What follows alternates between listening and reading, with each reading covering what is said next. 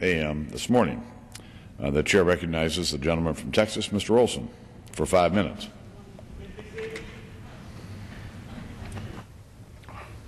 I thank the chair. Mr. Speaker, I rise today in strong support of H.R. 1473, a continuing resolution which will fund our government and, most importantly, our troops' families for the rest of the fiscal year and will help generate a better environment for job creation. With this final agreement, while this final agreement is far from perfect, more cuts going forward are absolutely needed. This agreement is a victory for the American people. At $38.5 billion in cuts, H.R. 1473 represents the largest spending cut since World War II. Domestic spending will actually fall by 4% this year with the passage of this CR. We accomplished this historic cuts just months after President Obama asked Congress for a spending freeze. That would have meant zero, nada, nil cuts in spending this year. In fact, our federal government will spend $78.5 billion less than President Obama proposed this year with the passage of H.R. 1473.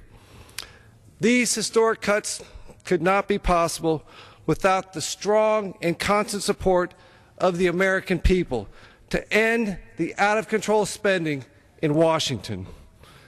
Their voices were heard loud and clear on November 2nd. House Republicans were able to translate the people's call for reining in spending into the largest non-defense spending cut in history. Washington is no longer talking about if we should cut spending. We're talking about how much we should cut spending. This is the American people's victory, and they deserve the credit for providing the support and momentum to change our debate.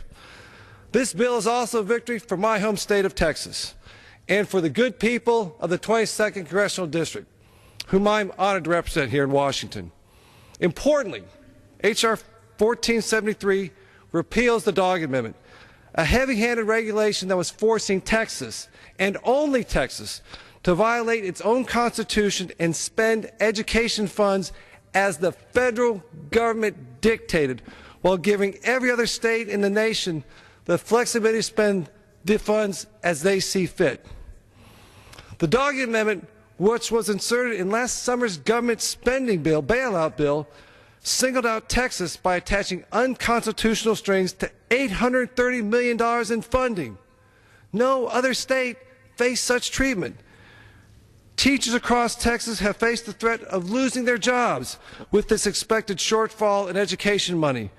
But passage of this bill will right this egregious wrong to this great state of Texas.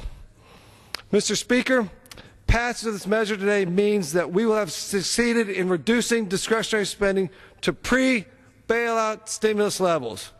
We'll be lowering the baseline for next year's budget, which will result in hundreds of billions of dollars in savings over the next decade.